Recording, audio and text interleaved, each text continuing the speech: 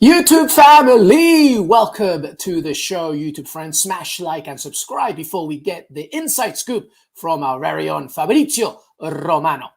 Cristiano Ronaldo's efforts to get out of Old Trafford seem to be dwindling, with Erik ten Hag insisting the Portuguese is not for sale. Is that the end of a short-lived transfer saga, or are there more twists to come? Plus, Barcelona hijacked Chelsea's Raphinha's plans. Wayne Rooney is back stateside. And what next at Newcastle United? Fabrizio Romano is here to discuss all of that and much more. Qué Golazo on this Monday begins right now. Hey everybody, welcome to Qué Golazo LME. Fabrizio Romano in the house. By the way, we are a nominee for the Best Sports Podcast category in the People's Choice Podcast Awards. We appreciate all of you guys and what you do for us, and we hope you enjoy our show enough to nominate us and advance to the final round. Thank you so much. And to nominate Qué Golazo, just go to podcastawards.com/app/sign up. I know it's a lot, but do it. You love us. podcastawards.com/app/sign up. And then toggle down to the sports category, and the whole process takes less than 60 seconds. And come on, we give you way more with Fabrizio Romano when it comes to transfer stories. The very least you can do is nominate us, right, Fabrizio? I mean, come on. Correct. Absolutely. We wait for you. Ciao, guys. We've included the link at the top of the episode, everybody, so make sure that you check it out. But it's very easy. Hope that you nominate us. And we thank you once again as we get closer to 15,000 subscribers. And a major reason for that is our very own, my very good friend, Fabrizio Romano. How are you, buddy? How's it going? All good. Thank you. Many things happening on the market. So important week and ready to answer all the questions. Hey, and don't worry, mi tia is not here today to bug us, but she does bring up a good point, just like last week, Fabrizio Romano. I know that Jonathan Johnson filled in for me later in the week. I appreciate JJ, of course. But Fab, let's begin with Cristiano Ronaldo and the latest as Erik ten Hag. Manchester United are already in preseason tour in Thailand, and ten Hag said, he hasn't told me, meaning Ronaldo, he hasn't told me he wants to leave. I have read what I say, Cristiano is not for sale. He's in our plans and we want to have success together. What's the latest here? I think it's very clear that Erik ten Hag's position is the same as Manchester United board, of course. So they want Cristiano to stay. They want Cristiano to continue. They consider Cristiano not for sale. So this is what we always say when we mention Manchester United position. But at the same point, there is Cristiano position. He wants to leave. He wants to go. So let's see what happens when they will have a conversation, because I think another key point of this press conference from Erik ten Hag was when he mentioned, okay, now for me it's time to speak with Cristiano, because he said I had a conversation with him before this issue came up with Cristiano asking to leave the club. And so now he's waiting to have another conversation to see if he can be able to change the situation, and so to have Cristiano as part of the project at Man United. So this is a really important step. At the moment, from what I'm told, Jorge Mendes is still working to find a solution. He's still working to find a club with Bayern, but we know that Bayern already denied in public their intention to sign Cristiano. So at the moment, it's not an easy one. And with Chelsea, from Chelsea at the moment, they are busy with Raheem Sterling and other stuff, so it's not the priority, but it's something they discussed with Todd Bowley. So let's see. Also, Manchester United position now is very clear, because now it's Erik ten Hag who said he's not for sale. So something big is needed to find an agreement with United. So Fabrizio, similar themes from last summer when he left Juventus for Manchester United. Now kind of the same thing about, obviously we know why he wants Champions League football. He wants to end his career, with possible some more trophies. But is there even a market? I know this is crazy to say because it's Cristiano Ronaldo, right? But in terms of what he can offer and what he wants, is there even a market for Cristiano Ronaldo? I would say yes. For this kind of superstars, it always depends on the domino of strikers and on the situation of the big clubs, because a player like Cristiano Ronaldo can't play everywhere. He can play only in top clubs. He wants to play Champions League football, of course. He wants a really important salary. And this is why I say, the domino is really, really important. So at the moment, I would say yes, because from Chelsea, they're waiting for an answer. With Bayern, it's a no, but we never know what happens in the market. So it's not easy. It's not easy to find a solution. but I think it's also a message from Cristiano, because in case he will end up staying at Manchester United, it will be a strong message from Cristiano, like saying, okay, I stay here, but I want a really important team around me, and I want the club to show the ambition. Because from what I'm told, as I already mentioned here 1 week ago, Cristiano has no problem with Erik ten Hag. He's happy with Erik ten Hag as a manager. He's convinced that he's the right man for Man United. The point is the team. The point is the club, the new signings. So these are the real points. So I'm curious to see what happens in a few days or weeks when Cristiano will have a conversation with Erik ten Hag. Yeah, you mentioned a very key point here. It's not just about Cristiano Ronaldo. This is about Manchester United and Erik ten Hag's plans with Manchester United. Already, we're thinking about the likes of Christian Eriksen and how close he's getting to joining the club. Where are we there, Fab? Yes, but they are just waiting for Christian to undergo medical tests and then sign the contract. They already sent Manchester United all the contracts to the player, to his agent. So everything is being checked, and then it will be signed. So Manchester United at the moment are really optimistic, relaxed. They're just waiting for Eriksen to undergo the medical and then to sign the contract. So it could be the next one after Tyrell Malacia, and then we will see what happens with all the other signings they need.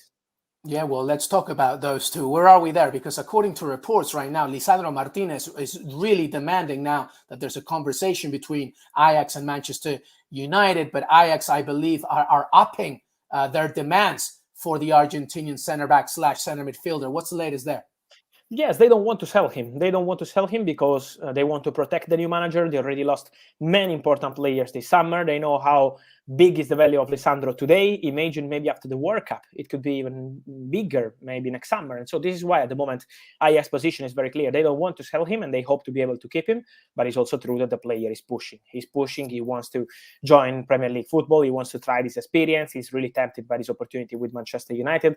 With Arsenal not giving up yet, but with Manchester United absolutely leading the race now, with a new bid around 50 million euros, add-ons included, not accepted by Ajax as of today. And so the player will push again because he feels, okay, there is the World Cup, he's doing great with Ajax, but when a top club calls you like Man United or Arsenal, it's a big opportunity and you want to go as soon as possible. So this is why Lisandro is pushing. This week, I think, is going to be important because Lisandro will speak again with the club, his agents, and they will try to find a solution. I'm sure that Erik ten Hag will do his best to sign Lisandro because he's convinced it could be a fantastic solution for Manchester United. Well, since Erik ten Hag's arrival, Fabrizio Romano, a former Ajax manager, there's been the trifecta of Ajax transfer stories. We've talked about, of course, Christian Eriksen, Lisandro Martinez. Christian Eriksen used to play for Ajax, of course. Lisandro Martinez currently there. And now the third one, who formerly used to play for Ajax, Frenkie De Jong. What's going on there? Yes, with Frenkie, it's a particular situation. It's never been an easy deal because Manchester United and Barcelona are still discussing, are still in negotiation. But the real issue is on player side. Frenkie doesn't want to leave Barcelona. It's not disrespect for Man United. It's just his desire. He wants to continue at Barca. Now, I think the key point, from what I'm told, is on salary situation because Barcelona can't afford his salary. Next season is going to become a really huge, big salary. And so it's up to Barca if they can find an agreement with Frenkie to reduce the salary or not. But at the moment, I'm told it is very unlikely that Frenkie will accept a salary reduction in Barcelona. So this is why Man United are still there. They're still hoping to find a solution to sign Frenkie, to change his mind and maybe find a way to accept Manchester United. And so I would keep this situation open, in standby at the moment, because it depends on Barcelona more than on Man United. And depends on Frenkie, because Frenkie wants to continue at Barca. And so let's see if Man United will be able to change the situation.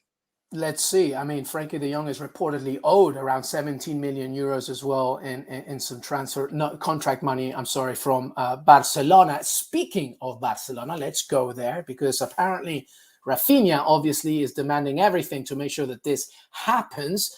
Leeds United reportedly agreeing a certain fee. What's the latest?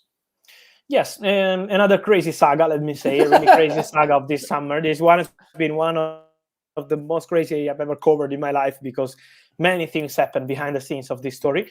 So to answer the question, is not yet a done deal just because what's the point? That yesterday night, so on Sunday night, Barcelona improved their proposal to Leeds. I'm told that the proposal is around 68 million euros, but Barcelona would pay the whole commissions and taxes of the deal. And it means that it would be around 72 million euros total value of the package. But the point is that it's a verbal proposal. They are waiting for an official bid. So this is why now Barca need to submit an official proposal and then Leeds will be prepared to accept. So now it's verbal. Now it's time for Barca to send the official bid and then the deal could be completed between Barca and Leeds. Your point was very good. Yes. on player side, I mean.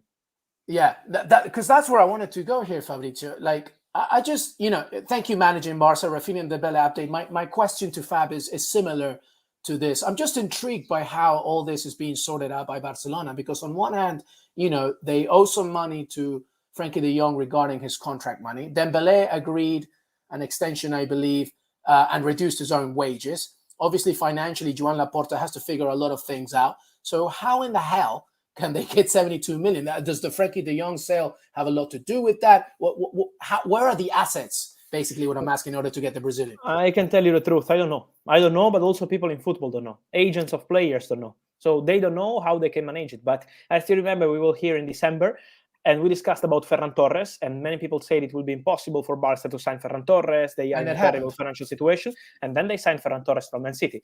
So honestly, I don't want to say things that I don't know, and I am not in the position of judging Barca on the financial point of view, because I have no knowledge of the financial situation of Barcelona. But trust me, also many people into these stories, like Raphinha, Dembele, they don't know how it will end up and how Barcelona will be able to do it. Maybe they will find a solution selling players, as you mentioned. Frenkie De Jong maybe now is on standby, and maybe in 1 week or 2 weeks it will change. We will see. But at the moment, for sure, Barca are busy with Raphinha, because they have, of course, full agreement with the player since long time, and he's pushing for Barca. So they are now getting closer to an agreement with Leeds on verbal basis. Now it's time to send the official proposal. And then with Dembele, they have an agreement with Ousmane Dembele on all the details of the contract, but it's not signed yet. It's not signed because they need to do their checks and they need to approve this contract. Barca, I mean, because Ousmane already accepted every single clauses. Now it's up to Barca to approve this contract and sign. But these are two important steps to say, okay, it's done for Raphinha and it's done for Dembele. Yeah, and Joan Laporta has done tremendous amount of work ever since becoming the president. Again, the Goldman Sachs loan, of course, cementing the deal with Spotify, selling TV rights as well. Everything to make sure that economically, at least Barcelona gets up again. So that's a major Also, component. I think is important. I 100% agree with you. And also, I think the atmosphere around the team is different. Yeah. It's completely different. I still remember Barcelona 1 year ago, the situation was not so optimistic.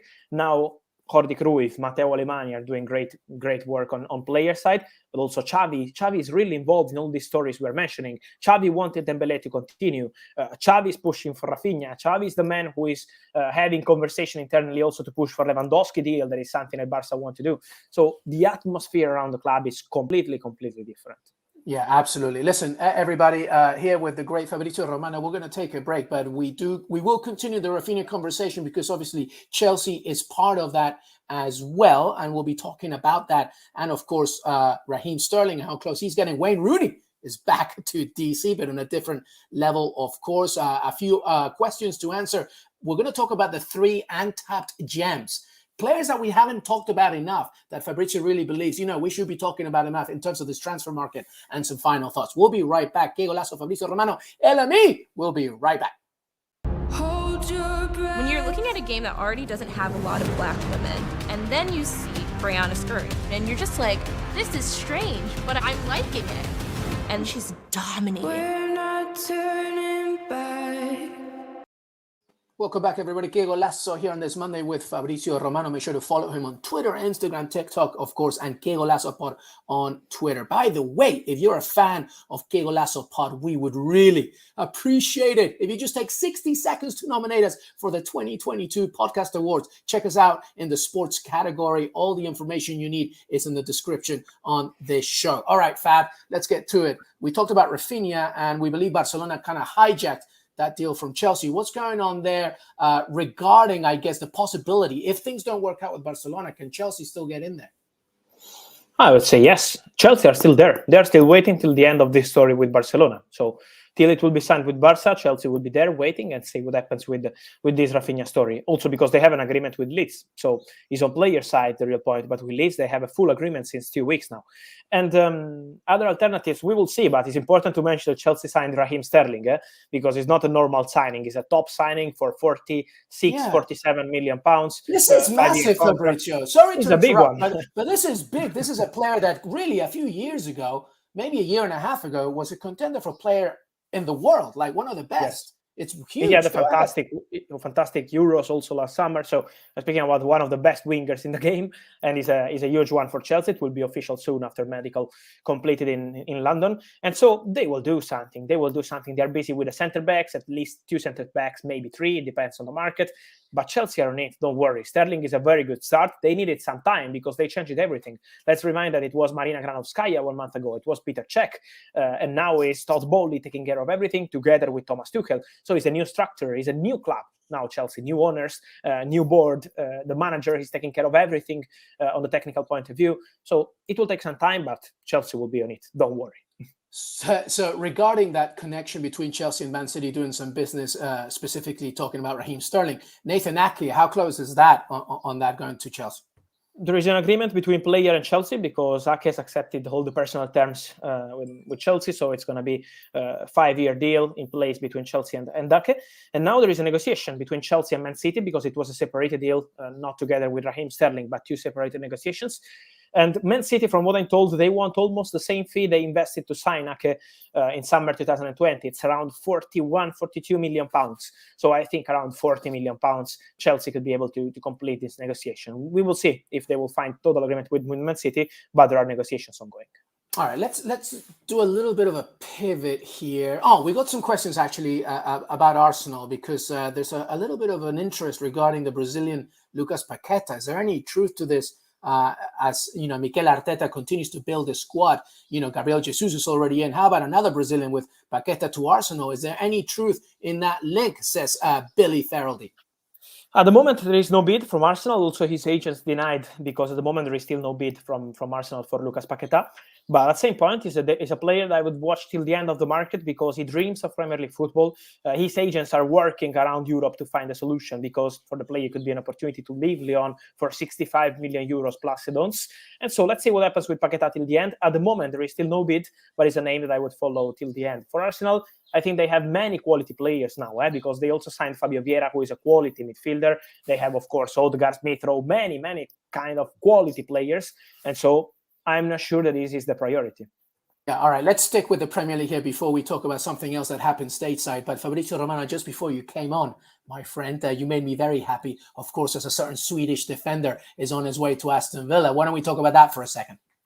Yes, maybe you can reveal it. I told you 2 weeks ago. It's our secret, but we can say now. It was a secret that Fabrizio and I kept very close to our hearts, and I promised him I wouldn't say anything, and finally we can talk about it. Go ahead, my friend.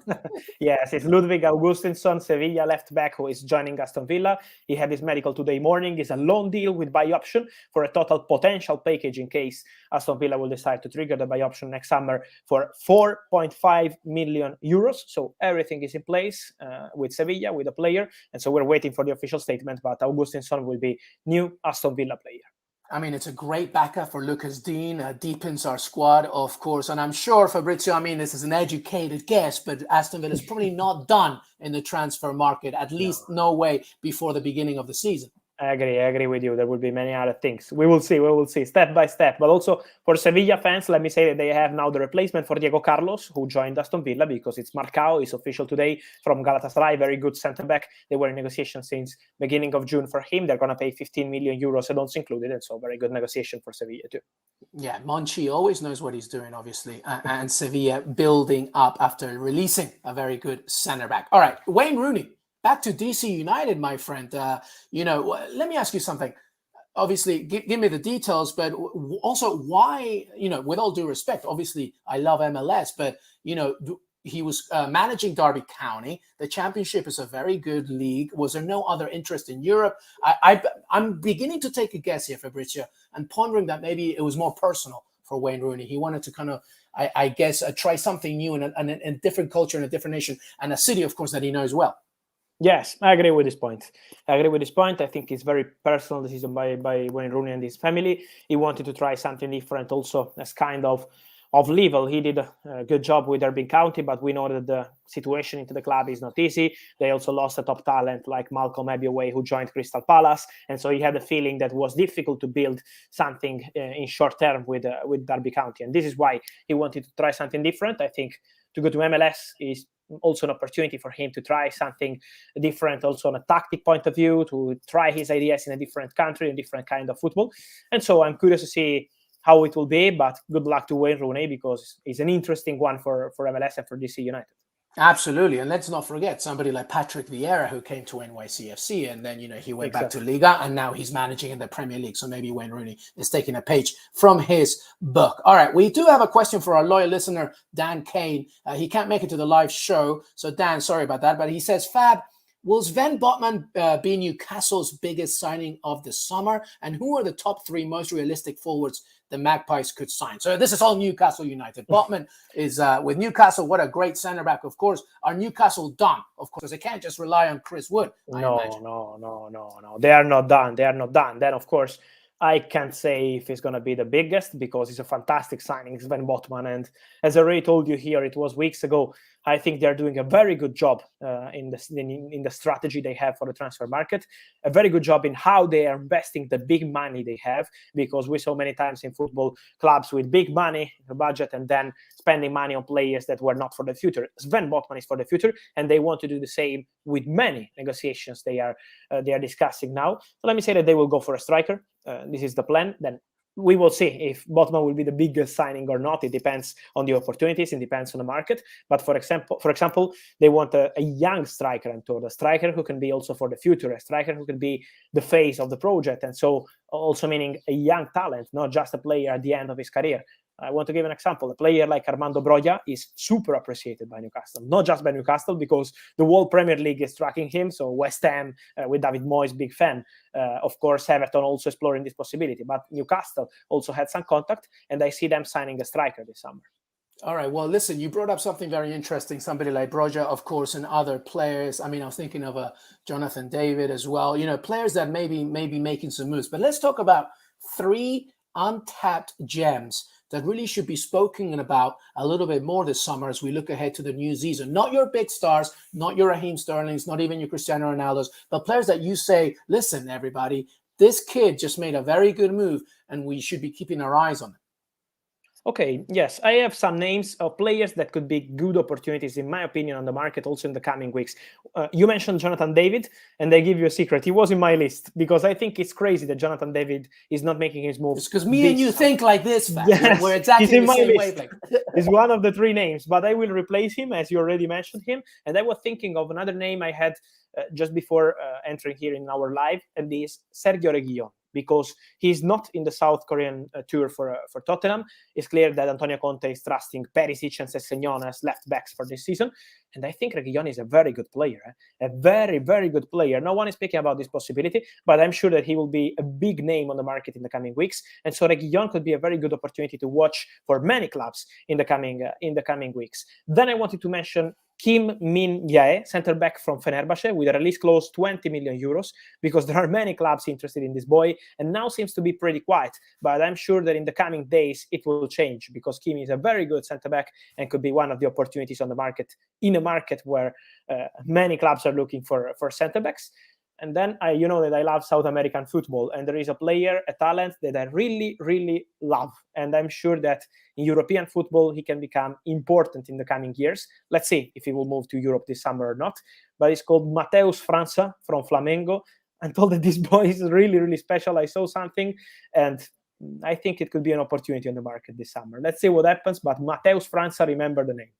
I love it. Fabrizio Romano, the scout, my friend. You're going to build another page, I think, to do that, by the way. By the way, I believe there is an update on Raheem Sterling's medical. Apparently, there are rumors that he did not pass it, Fabrizio Romano. We're just trying to deal with this live. I'm not sure if you know any from. Yeah, so Fabrizio will let us know, but we have to just quickly check up on that just in case. Obviously, as you know, this is a live show, so this is what we do with Fab. As he's talking, he can't write at the same time. He's not that much of a genius.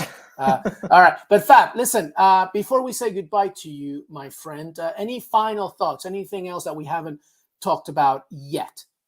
Yes, an important one is about Matthijs de Ligt, and it's about Bayern, because Bayern director Hasan Salihamidzic is now in Turin, has just landed a few minutes ago. Before our show started, he was just landing in Turin, and he's there to negotiate with Juventus for Matthijs de Ligt.